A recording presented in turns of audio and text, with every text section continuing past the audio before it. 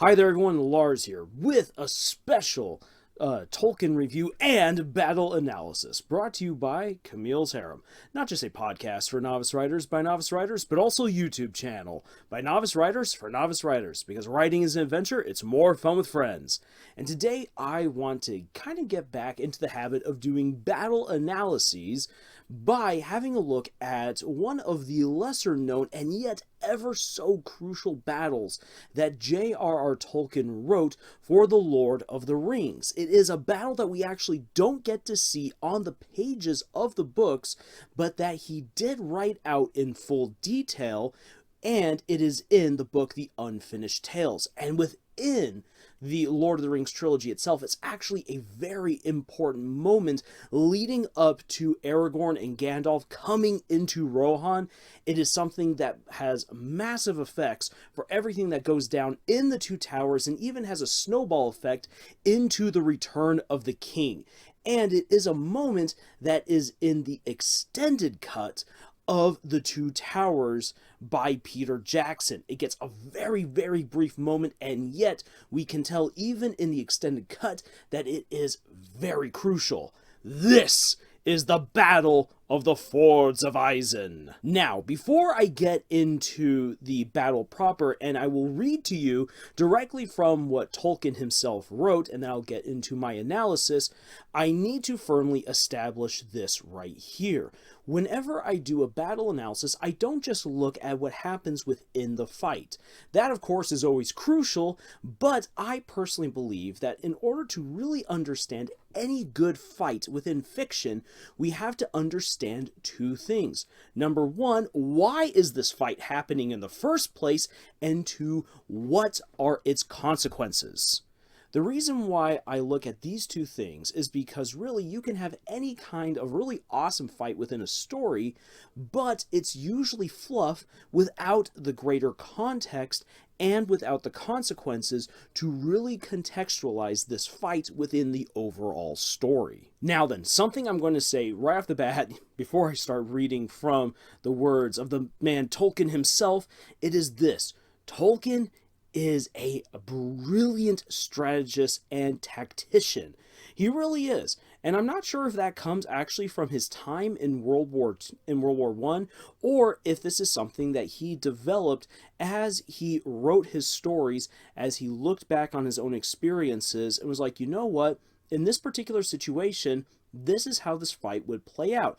And one of the ways that you can really see his battle mindset is that he takes into account all different kinds of things: the valor of characters, the armor that they wear, the topography of the battle scene itself, and how much do they have in the way of provisions, how much sleep these characters have gotten. He factors all of these things in to help really ground the battle in some sense of reality, while still delivering a wonderful sense of the fantastic. And this is a really, really hard balance to actually strike, because most authors either tend to go way too fantastical or way too realistic within a fantasy setting. Tolkien strikes a brilliant balance between the two. However, as we are going to see here with the Battle of the Fords of Isen, this is very much political. This is very much strategic.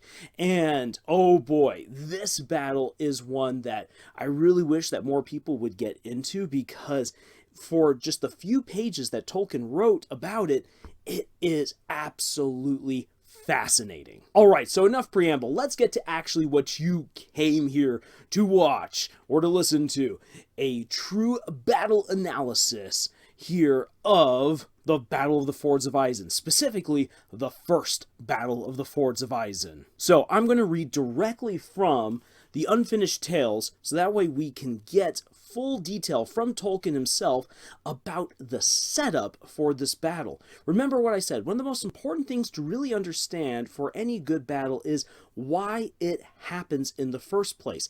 And that's actually one of the things that Tolkien gives to us right off the bat. So good on you, Tolkien. The chief obstacles to any easy conquest of Rohan by Saruman was Theodread and Eomer.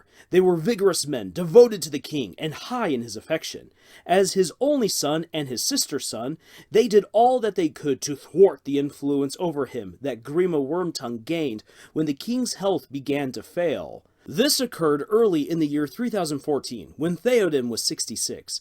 His malady may thus have been due to natural causes, though the Rohirrim commonly lived till near or beyond their 80th year.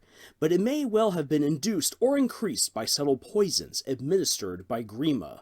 Now, and this is a really interesting point right here, because it's never entirely certain whether Grima Wormtongue actually did poison the king, or if he used the power of Saruman's words to influence the king. But in one way or the other, whether through words or through actual toxins, Grima was poisoning the king.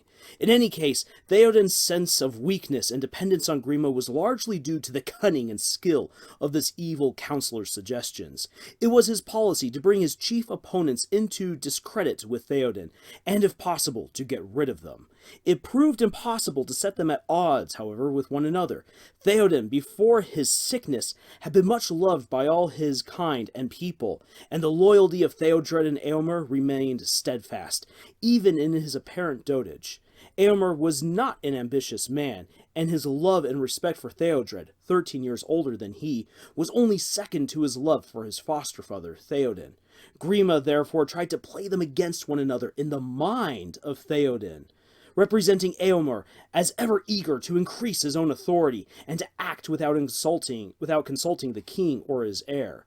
In this he had some success, which bore fruit when Saruman at last succeeded in achieving the death of Theodred. It was clearly seen in Rohan, when the true accounts of the battles at the fords were known, that Saruman had given special orders that Theodred should at all costs be slain. At the first battle, all his fiercest warriors were engaged in reckless assaults upon Theodred and his guard, disregarding other events of the battle, which might otherwise have resulted in a much more damaging defeat for the Rohirrim.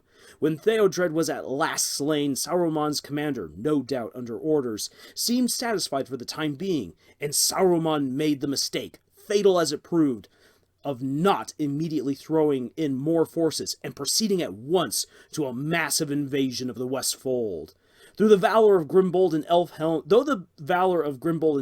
contributed to his delay, if the invasion of the Westfold had begun 5 days earlier, there can be little doubt that the reinforcements from Edoras would never have come near Helm's Deep, but would have been surrounded and overwhelmed in the open plains, if indeed Edoras itself had not been attacked and captured before the arrival of Gandalf. Alright, so there we have it. That is Tolkien's introduction to this battle. And I'm going to expand a little bit more on this right here. Why this particular battle has to happen. Saruman is in cahoots with the Dark Lord Sauron, but Saruman himself is playing a very dangerous game of politics and subterfuge. He wants to become the Dark Lord himself. He wants to acquire the One Ring and make himself Lord over all of Middle-earth. He makes that very plain to Gandalf, and we read that account from Gandalf in the Fellowship of the Ring. However, he is still throwing in his lot with Sauron, whom he believes will be the one to win the general war for Middle-earth. And so Saruman is hedging his bets. He wants to be on the winning side no matter what, but he does want to become the Dark Lord if he can manage it. And he has sent a large contingent of Uruk-hai and other orcs to go and attack the Fellowship and capture the hobbits and bring them back to Isengard. This is all underway, and he is hoping that his forces will return with the hobbits and the One Ring. So, in order to help his small band in its return to Isengard, he needs to secure the Gap of Rohan. He needs to secure as much space as he possibly can. But not only that, he also needs to make sure that, generally speaking, to help Sauron win, he needs to knock Rohan out of the game early on. The best way to do this is to take advantage of what Grima Wormtongue Grima Wormtongue has already done to Theoden by bringing him down into a sudden sickness of age. And now what he has to do is he has to get rid of Eomer and Theodread. And he knows that if he can knock out the king's son, it will cripple Theoden. It will cripple the kingdom and it will put them off balance, so that way he can launch a general invasion, overthrow Rohan, and remove potentially 12,000 to maybe even 15,000 strong warriors, most of whom would be mounted, who could then help to defend Gondor and Minas Tirith from Sauron's eventual assault. When we get to the Return of the King, Theoden is bringing with him about 6,000 horsemen to fight against the armies of Minas Morgul, which numbers around 40,000 troops. And those 6,000 horsemen prove absolutely crucial in saving the city. Imagine what would happen if Theoden could marshal the entire Riddermark and bring together all of the different divisions and clans and families and knights of the Rohirrim.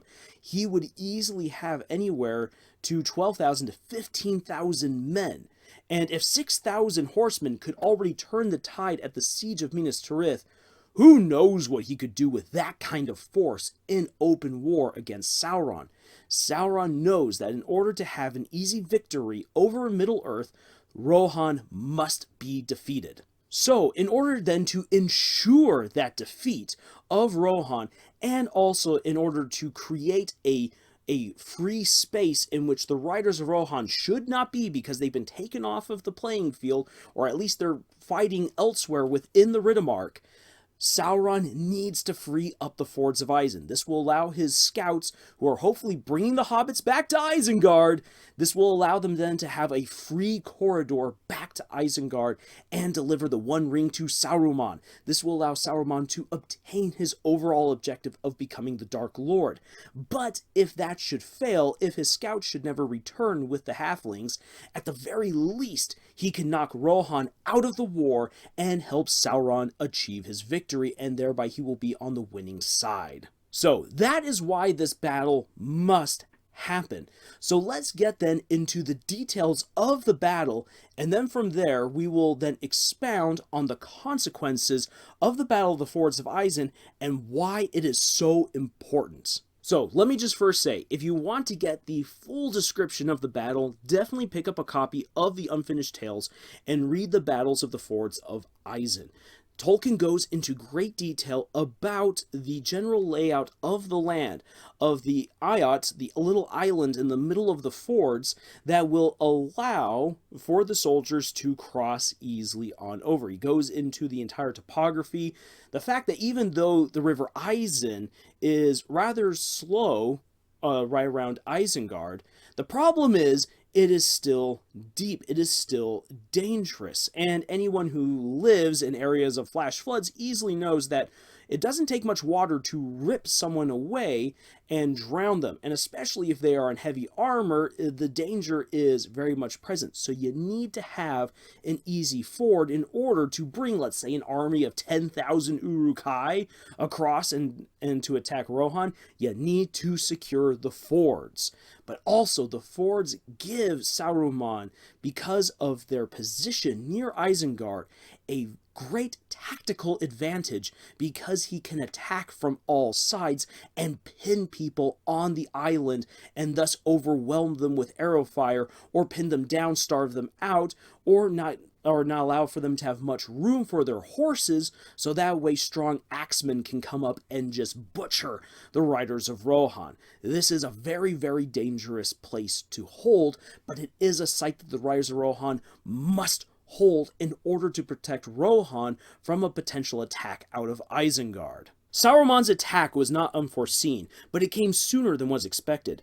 Theodred's scouts had warned him of a mustering of troops before the gates of Isengard, mainly, as it seemed, on the west side of the river Isen. He therefore manned the approaches east and west to the fords with sturdy men on foot from the levies of the West Fold, leaving 3 companies of riders together with horse herds and spare mounts on the east bank. he himself passed over with the main strength of his cavalry, 8 companies and a company of archers, intending to overthrow Saruman's army before it was fully prepared.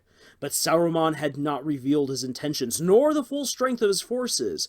They were already on the march when Theodred set out, some 20 miles north of the fords. He encountered their vanguard and scattered it with loss. But when he rode on to attack the main host, the resistance stiffened. The enemy was in fact in positions prepared for the event behind trenches manned by pikemen, and Theodred, in the leading Eored, was brought to a stand and almost surrounded, for new forces hastening from Isengard were now outflanking him upon the west. This is already really great right here. Saruman knows his strategy. He knows the strengths of the Riders of Rohan, and so he actually sends out cannon fodder to get slaughtered by the Riders of Rohan, and then have them pull back and retreat to already pre-prepared trenches, where the horses are going to have a really hard time fighting.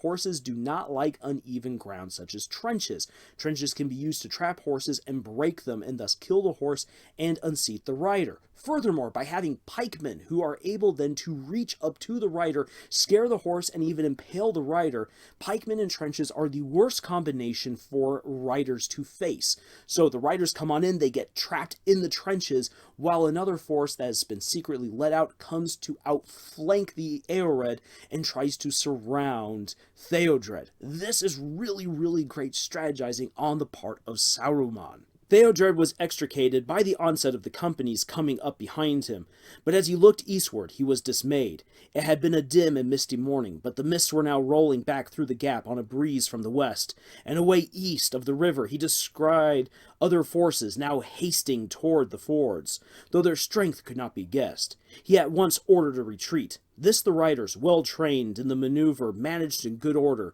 and with little further loss, but the enemy was not shaken off or long outdistanced, for the retreat was often delayed when the rearguard, or under Grimbold, was obliged to turn at bay and drive back the most eager of their pursuers.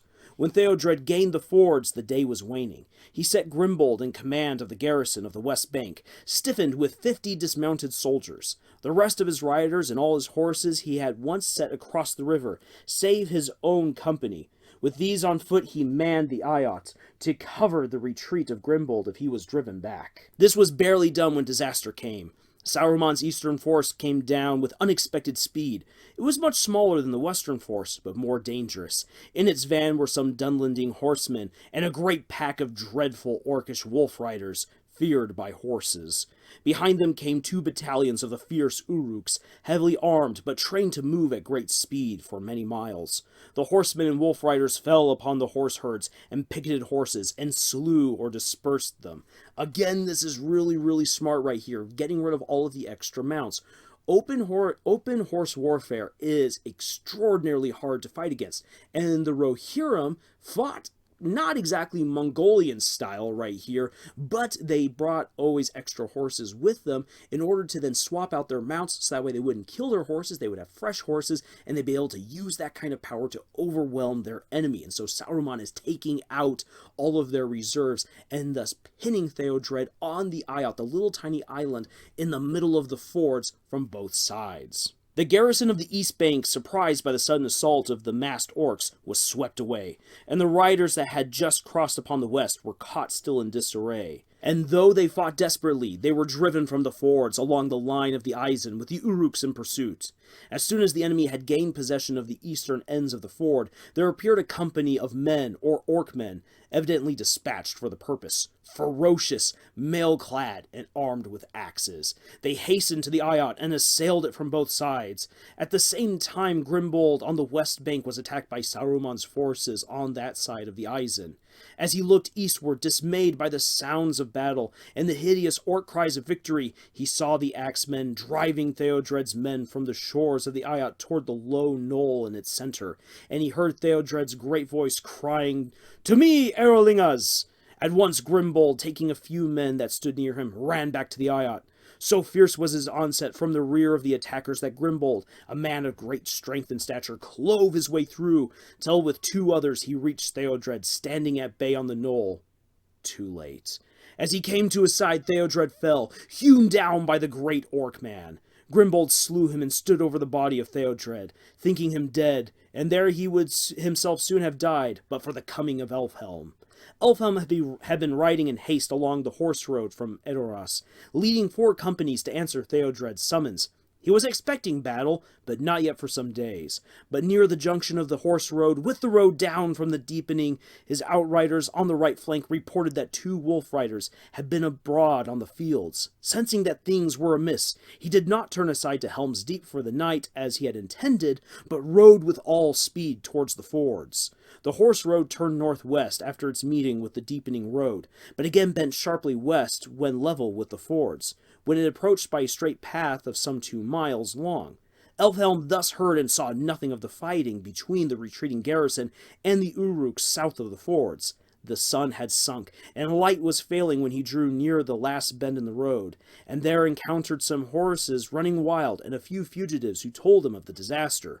Though his men and horses were now weary, he rode as fast as he could along the strait, and he came in sight of the east bank. He ordered his companies to charge. It was the turn of the Isengarders to be surprised. They heard the thunder of the hooves, and saw him coming like black shadows against the darkening east, a great host as it seemed, with Elfhelm at its head, and beside him a white standard borne as a guide to those who followed. Few stood their ground. Most fled northwards, pursued by 2 of Elfhelm's companies. The others he dismounted to guard the east bank, but at once with the men of his own company rushed to the eyot. The axemen were now caught between the surviving defenders and the onslaught of Elfhelm. With both banks still held by the Rohirrim, they fought on, but before the end they were slain to a man. Elfhelm himself, however, sprang up towards the knoll, and there he found Grimbold fighting 2 great axemen for possession of Theodred's body. One Elfhelm at once slew, and the other fell before Grimbold. They stooped to lift the body and found that Theodred was still breathing. He lived only long enough to speak his last words. "Let me die here, to keep the fords till Eomer comes." Night fell. A harsh horn sounded, and then all was silent. The attack on the west bank ceased, and the enemy there faded away into the dark. The Rohirrim held the fords of Isen, but their losses were heavy, not least in horses. The king's son was dead, and they were leaderless, and they did not know what might yet befall. Again, I just have to say, Tolkien is an absolutely fantastic writer. That bit of action right there, even though we don't get the full blow-by-blow of what's going on right there, it is just a brilliant battle, and there's still yet more to come. However, let's start having a look at the consequences of this battle. We understand why Saruman has to do this. This right here is such an important move in his overall aims of taking Rohan out of the war and also hopefully securing a safe corridor for his scouts to return with the hobbits and the One Ring. Now then, let's have a look at the consequences of this battle. And one of the most important ones was actually written by Tolkien at the very beginning of this account. And it was this, that had Saruman actually thought to throw more forces at the fords and completely open the way for his armies, he could have invaded Rohan, at least with some marauding force, 5 days earlier. Had Saruman truly acted like a true tactician and not just strategist, and not just simply look at this as, I need to secure the fords and I need to kill Theodred, had he thought even further, and if he had allowed maybe his commanders to be more independent on the ground, let's say, there might have been a chance that the fords would have fallen completely in this absolute moment of disarray, even though the riders of Rohan managed to secure, once again, both sides of the river. They were weak, they were leaderless, and they had lost most of their horses either to death or to being overused on the battlefield that day. And that would have meant that they would have had to fight on foot against very powerful orcmen who were trained for this kind of combat and to overwhelm their enemy when at this precise moment they are at their weakest. And had Saruman done that, he would have had 5 days before Gandalf or Aragorn, Legolas, or Gimli would have been arriving on the scene to bring their power and their plot armor and their magic to bear to try to save Rohan. That would have been 5 days in which he could have burned and hacked and slashed his way throughout Rohan, he could have cut off Helm's Deep way earlier on and caught the fortress undermanned, and he could have opened up the route directly to Edoras to besiege the city or to attack Theoden out in the open. And even though that would have been dangerous right there, because horses are very, very good out in the open, Theoden did not have the full army necessary to fight against 10,000 Uruk-hai who were prepared for such a fight against horses. And Theoden would have likely have been defeated in open battle or in a siege, cut off from his greater reserves of forces. But because this is not the case, because Saruman hesitated, because Saruman only focused on killing Theodred and securing the fords, Saruman missed a golden opportunity to absolutely take Rohan out of action. And because he messed up with that, Elfhelm and Grimbold are given time to further secure the fords, which makes it so that the armies of Isengard actually are stalled a little bit on their road to Helm's Deep,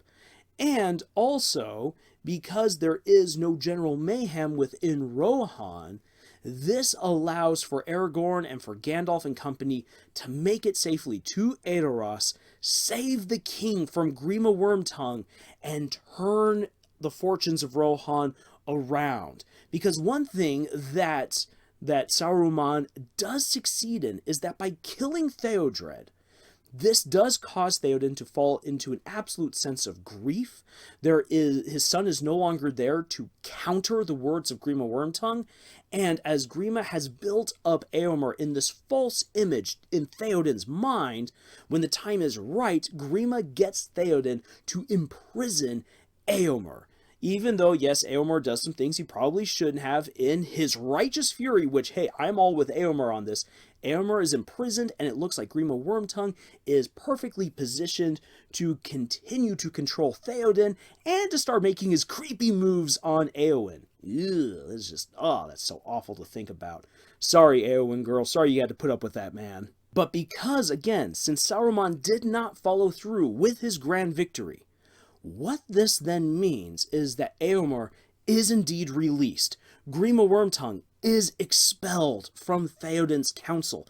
Theoden is rescued by Gandalf, and they muster the forces of Edoras and make it to Helm's Deep, where, combining all of the forces of the Westfold of Edoras and all of the knights that have been brought together, there is an army of 6,000 to stand up against Saruman's army of 10,000. And even though the orcs bring with them a whole lot of tricks and machines from Isengard to break Helm's Deep, and they almost succeed, well, the situation, such as it is right there, makes it so that ultimately, as we see, the armies of Isengard are obliterated. And Tolkien himself even actually makes a note, which is then supported by Christopher Tolkien later on in the Unfinished Tales, that if it had turned out differently, again, if Saruman had capitalized, if he had been truly thinking strategically in the long run, he could have defeated Rohan. But he didn't. The fate of Middle-earth hung on the edge of a knife in so many instances, and the battle at the fords of Isen definitely represents that, because if things had turned out just slightly differently at the battle of the fords of Isen, Rohan would have been greatly reduced in strength, and there's a very good chance that Sauron would not have been defeated at Minas Tirith, and that the White Tower could have fallen, which then means that there would have been no army to draw the Eye of Sauron and all of his forces out of Mordor, and thus secure Frodo's safe passage to Mount Doom to destroy the One Ring. This is neat right here. You can't conclusively say that the battle at the fords of Isen is the tipping point in the War of the Ring, because there's plenty more that happens. There's so many different moments where the fate of the world does balance on a knife's edge. But this is yet one moment where that happens, and Tolkien didn't even put this into the trilogy. Instead, it is only referenced. However, you can feel the consequences of this battle throughout the Two Towers, in Theoden's sadness, in Eomer's sadness, in the loss of Theodread, how Eowyn feels like she has lost someone absolutely dear to her. She has, and this isolates her, and this is one of those things that actually helps set up her falling in love with Aragorn. There is so much that happens here because of this battle that we don't even see in the books, yet we feel its consequences throughout the Two Towers and well into the Return of the King. Now then, let's ask ourselves as novice writers, what can we learn from this battle? Well, there's a whole lot of things really to learn from this. Number one, and this is something that I really have to stress, is that when you write a fight, the fight isn't just the actions happening, swords swinging, guns blazing, explosions going off. A battle is in large part determined by the terrain. And as you read throughout the battles of the Fords of Isen, the first and the second, you realize that the terrain, the water, the Iot, everything plays heavily into how each battle is waged and ultimately either won or lost. Topography, terrain, the environment are absolutely essential in writing a comprehensive and actually very engaging and easy to follow battle. So terrain is very important. Another thing to learn is this: understanding the long consequences of a fight. Now then, I've said before, it's totally fine to have a fluff fight. Those can be a whole lot of fun to write. In fact, one of my favorite fight scenes that I myself have written isn't even really all that important. It's just mostly a scene to help establish one character and how awesome he is. But there's really no long-lasting consequences of that fight. And as such, it just feels like this fun little anomaly, but that's really all it is. Instead, when you can show that the consequences of a fight lead to A, B, C, D, and even E happening, that tells the audience, it tells your reader that this fight actually does matter. And it means that the choices of the characters matter, making their autonomy, their agency, all the more crucial, and it makes that fight really just more memorable overall. And along those lines of thinking, I should really make sure to reference two things right here: thinking like a tactician and thinking like a strategist. This is something I will admit, it took me a little while to figure out, wait, there's a difference between the two? Yes. Tacticians are people who, in the immediate environment of the fight, are able to read the situation and plot the best course to victory. A strategist, on the other hand, comes to understand just how important this fight could be in the overall scheme of things.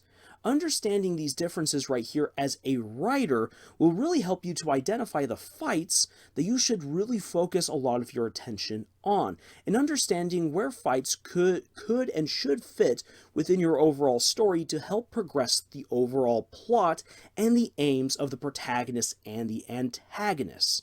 This allows you to basically, in a really neat way, perform a choreography of various fights, as well as the actions within each individual fight, so that way you can draw out maximum entertainment and maximum stakes for your story.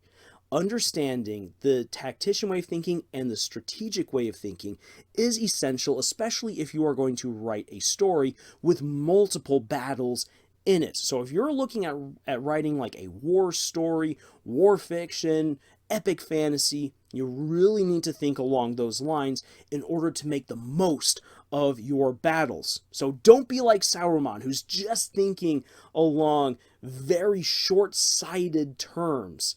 Really think long-term with the consequences of your fights. And honestly, that's kind of really a neat thing to see right there, that Saruman, with all of his grand plans, had he thought just a little bit further down the line, rather than just scoring a quick strategic victory and a political victory by getting rid of Theodread, he might have claimed the grand prize of knocking Rohan out of the war. But he didn't, because he wasn't thinking things all the way through. So, that is my look at the first battle of the Fords of Isen. That is my breakdown, that is my analysis right there, and my advice to you novice authors out there. If you would like me to have a look at a specific battle within fiction, please let me know down in the comments below. I really want to get back into doing these different battle analyses.